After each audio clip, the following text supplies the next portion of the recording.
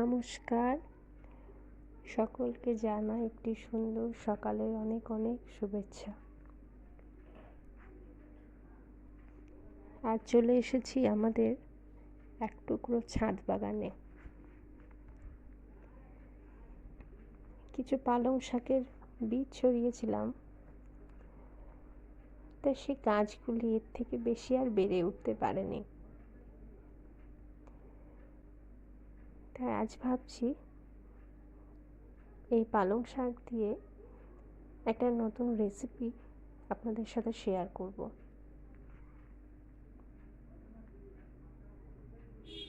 তো চলুন প্রথমে পালং শাকগুলোকে তুলে নিই।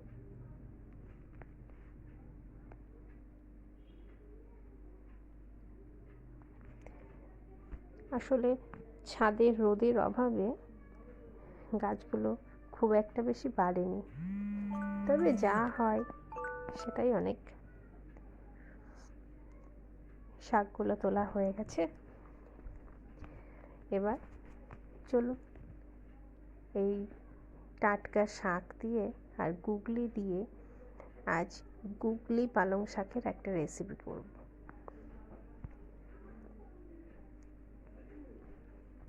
গুগলিগুলোকে ধুয়ে পরিষ্কার করে নিয়েছি, ওটা দেখালাম না। গুগলিটাকে গরম জলে একটু লবণ আর হলুদ দিয়ে সিদ্ধ করে ভালো করে পরিষ্কার করে নিলেই হবে। কড়াই দিয়ে দিলাম সামান্য সর্ষের তেল গুগলিটাকে ভাজার জন্য। তেলটাকে ভালো মতন করে গরম করে নিচ্ছি। এবারে যে গুগলিটা পরিষ্কার করে রেখেছিলাম লবণ হলুদ দিয়ে, সেটা দিয়ে দিলাম এই তেলে, ভালো করে ভেজে নেব।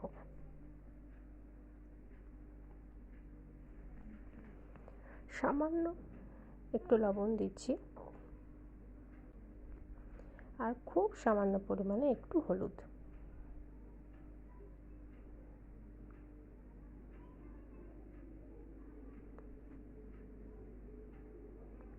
গুগলিগুলো দেখুন 5-7 মিনিট মতন ভেজেছি। গুগলি ভাজা হয়ে গেছে। এবারে এগুলোকে আমি একটা পাত্রে তুলে রেখে দেব।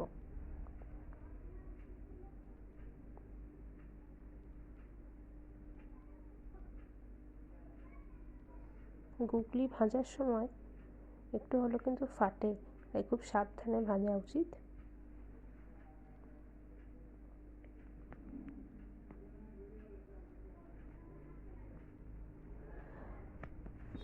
এবার যে তেলটা আছে ওই তেলে কিছু বেগুন আমি ভেজে তুলে রেখে দেব।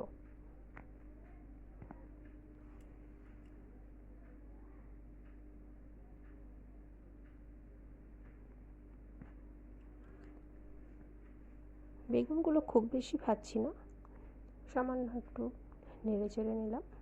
এই অবস্থায় বেগুনগুলোকে তুলে নেব।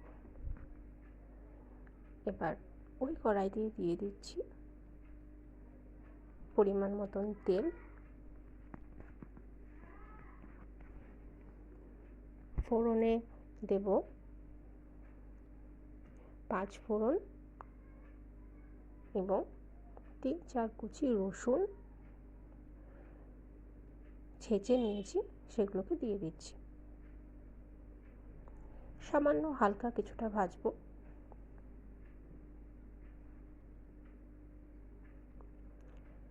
বেশি ভাজার দরকার নেই। এবার ওই ফোড়নের মধ্যেই দিয়ে দেব। এখানে একটা মিডিয়াম সাইজের আলু আছে, আলুগুলোকে দিয়ে দিলাম।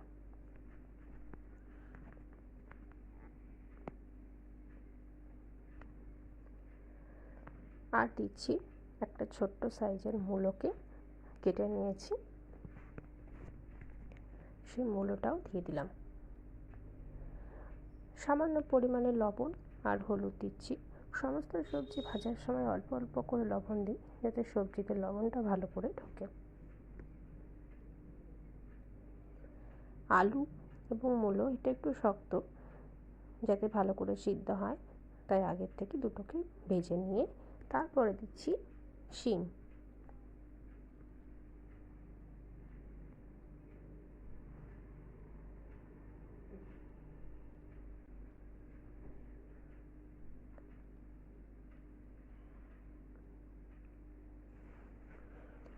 কিছুক্ষণ মিডিয়াম ফ্লেমে ঢাকা দিয়ে রাখবো। এবার চলুন একটা মশলা তৈরি করি। নিয়ে নিচ্ছি এখানে হাফ চা চামচের মতো জিরে গুঁড়ো আর হাফ চা চামচের মতো আদা বাটা, আর দিচ্ছি হাফ চা চামচের মতো হলুদ, আর পরিমাণ মতন জল দিয়ে মশলাটাকে রেডি করে রেখে দেব। এই রান্নাতে মশলা বলতে শুধু এটুকুই।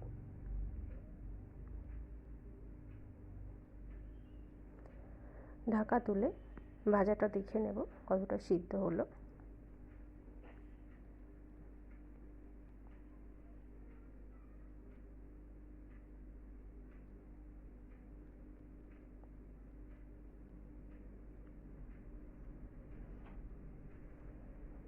সবজিগুলো যখন হাফ সিদ্ধ হয়ে যাবে তখন যে মশলাটা আমি রেডি করে রেখেছিলাম সেটা দিয়ে দিচ্ছি। এই তরকারিতে খুব বেশি মশলা দেওয়ার প্রয়োজন পড়ে না। এই সবজি এবং গুগলির স্বাদে রান্নাটা সত্যিই সুন্দর লাগে। এবারে যে গুগলিটা ভেজে রেখেছিলাম সেই গুগলিটা এর মধ্যে দিয়ে দিচ্ছি।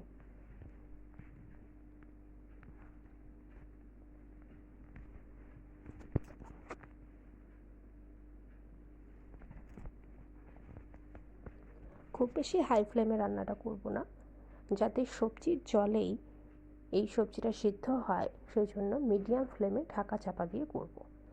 এই অবস্থায় দিয়ে দেব পরিমাণ মতন লবণ। এই সময় মাথায় রাখতে হবে গুগলি এবং সবজিতে অল্প অল্প লবণ দেওয়া আছে, সেই বুঝে পরিমাণ মতন লবণটা দিতে হবে।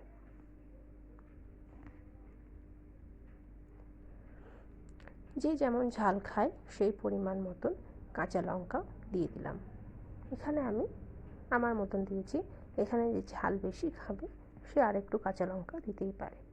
এইভাবে বারবার ঢাকা চাপা দিয়ে দিয়ে রান্নাটা করতে হবে, আর মাঝে মধ্যে অবশ্যই দেখে নিতে হবে সবজি কতটা সিদ্ধ হলো।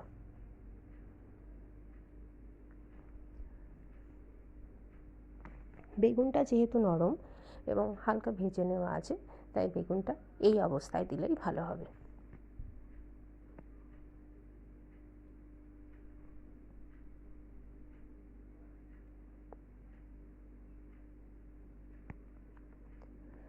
এবারে আমার সেই ছাদ বাগানের পালং শাকগুলো শুধু গোড়াটুকুই আমি ফেলে দিয়েছি, বাদ বাকি সবটা নিয়েছি। এবং পালং শাকগুলো যেহেতু খুব ছোটো, তাই সেগুলোকে আর আলাদা করে কাটিনি, ওইভাবেই আমি তরকারিতে ধুয়ে পরিষ্কার করে দিচ্ছি।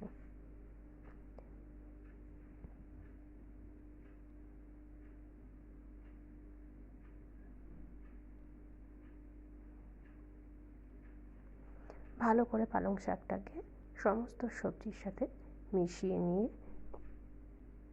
এটাকে আবারও ঢাকা দিয়ে কিছুক্ষণের জন্য রেখে দেব।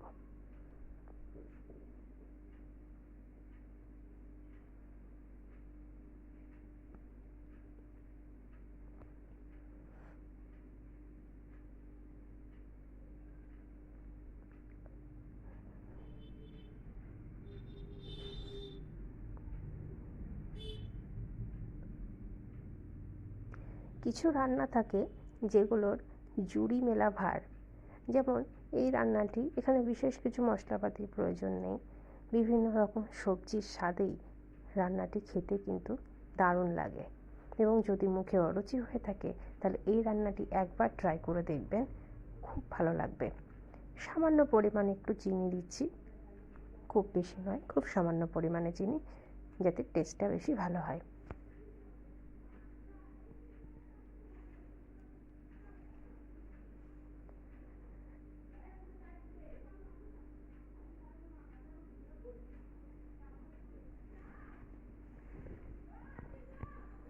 এইভাবে বারে বারে ঢাকা চাপা দিয়ে রান্না করলে রান্নাটি ভালো লাগবে খেতে। এতে এক্সট্রা জল ব্যবহার করলে খুব একটি ভালো লাগবে না।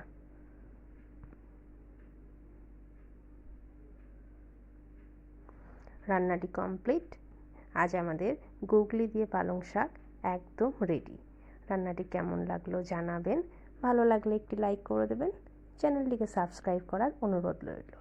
আজ তবে আসি, আবার দেখা হবে নতুন কোনো ভিডিও নিয়ে আপনাদের সঙ্গে।